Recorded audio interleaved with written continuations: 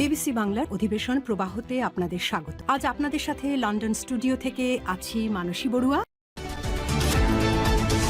বাংলাদেশের সর্বশেষ গুরুত্বপূর্ণ আপডেট সংবাদে আপনাকে স্বাগত। শুরুতেই সংবাদ শিরোনাম, পরে বিস্তারিত।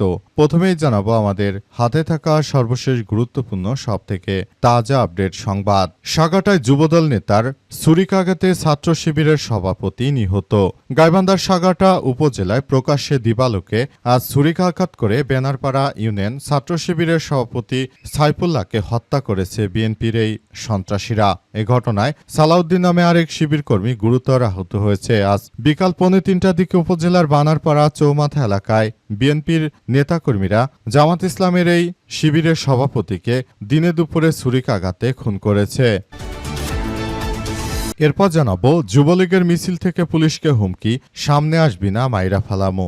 গাজীপুরে কার্যক্রম নিষিদ্ধ আওয়ামী লীগের প্রতিষ্ঠাবার্ষিকী উপলক্ষে বিক্ষোভ মিছিল করেছে মহানগর যুবলীগের নেতাকর্মীরা। আজ সকাল 6:30টার দিকে কার্যক্রম নিষিদ্ধ আওয়ামী লীগের ব্যানারে নগরের বাসন এলাকায় কলম্বিয়া গার্মেন্টসের সামনে এই মিছিল করা হয়। এদিকে দ্বিতীয় তিস্তা সেতু রক্ষাবাদ নদীগর্ভে বিলীন।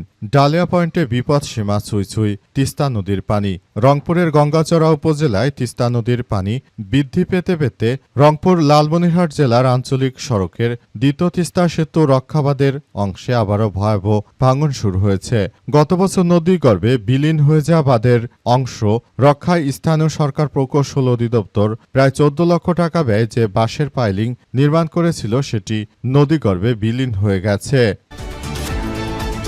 এবারে জানাবো, ইলিয়াস আলীকে অপহরণে জড়িত ব্যক্তির নাম জানালেন চিফ প্রসিকিউটর। আওয়ামী লীগের শাসনামলে বিএনপি নেতা এম ইলিয়াস আলীকে কে অপহরণ করেছে তা জানিয়েছে আন্তর্জাতিক অপরাধ ট্রাইব্যুনাল এর চিফ প্রসিকিউটর। তিনি বলেন, আমাদের নেতা ইলিয়াস আলীকে মেজর জেনারেল জিয়াউল হাসান অপহরণ করেছিলেন তা প্রমাণিত হয়েছে। তিনি আরও বলেন, তদন্ত এবং প্রাপ্ত তথ্য উপাত্তের ভিত্তিতে ইলিয়াস আলীর অপহরণের ঘটনায় জিয়াউল হাসানের সম্পৃক্ততা প্রমাণিত হয়েছে।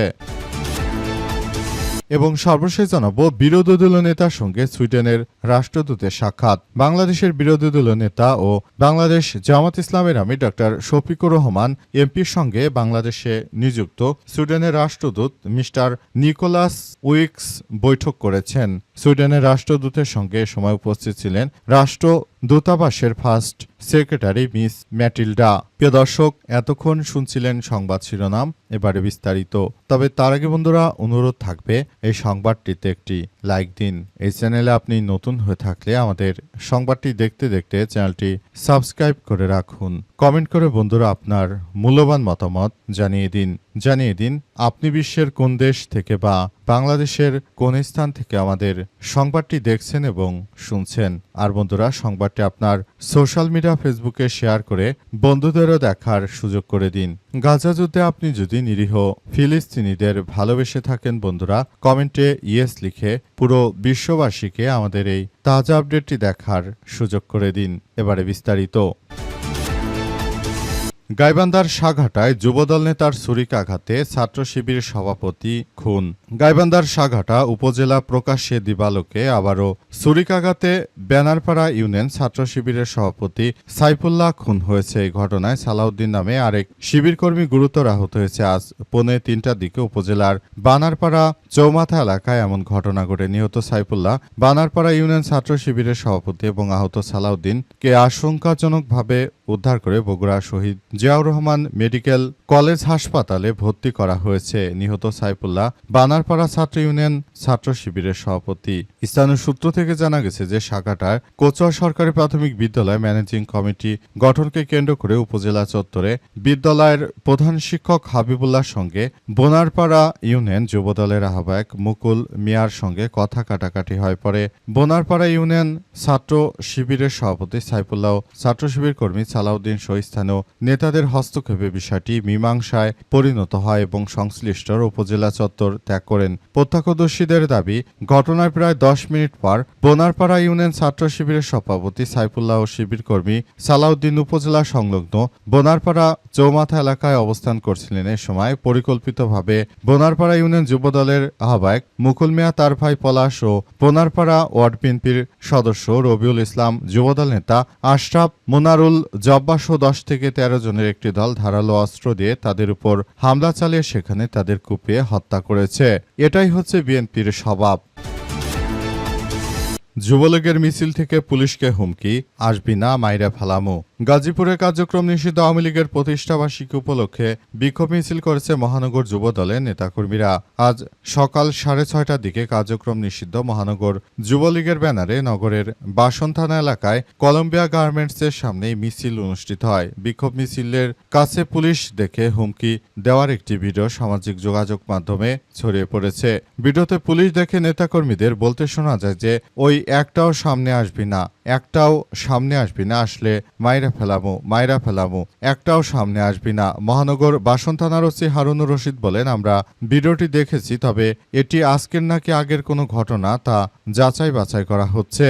ছড়িয়ে পড়া ভিডিওতে দেখা যায় যে মহানগর বাসন থানা এলাকায় ঢাকা ময়মনসিংহ মহাসড়কে শাকিল এন্টারপ্রাইজ নামের একটি ব্যবসা প্রতিষ্ঠানের সামনে 20 থেকে 30 জনের একটি দল ব্যানার নিয়ে মিছিল শুরু করে। সেখানে পুলিশের কিছু সদস্য উপস্থিত ছিল। তারা সেখানে আসার পর আসলে তারা এই মিছিলটি বাধা দেওয়ার চেষ্টা চালানোর জন্য কিছু পুলিশের সদস্যরা সামনে আসতে শুরু করে। তখন আওয়ামী লীগের ওই নেতাকর্মীরা পুলিশের সদস্যদের হুমকি ধামকি দিতে থাকে। অবস্থায় এখন আসলে পরিস্থিতি থমথমে অবস্থা বিরাজ করছে। আওয়ামী লীগের নেতাকর্মীরা তারা মূলত আসলে কিছুই করতে পারছে না। তারা একরকম দিশেহারা হয়ে পড়েছে, কারণ দীর্ঘ প্রায় 2 বছরের মতো আওয়ামী লীগের নেতাকর্মীরা তারা দেশে না থাকাতে মূলত সারা দেশ জুড়ে এক চরম অনিশ্চয়তার সৃষ্টি হয়েছে। দ্বিতীয় তিস্তা সেতু রক্ষাবাদ, নদীগর্ভে বিলীন, ডালিয়া পয়েন্টে বিপদ সীমা ছুঁই তিস্তা নদীর পানি। রংপুরের গঙ্গাচর উপজেলা তিস্তা নদীর পানি বৃদ্ধি পাওয়ার সঙ্গে সঙ্গে রংপুর লালমনিরহাট জেলার আঞ্চলিক সড়কের দ্বিতীয় তিস্তা সেতু রক্ষাবাদের অংশ আবারও ভয়াবহ ভাঙন শুরু হয়েছে।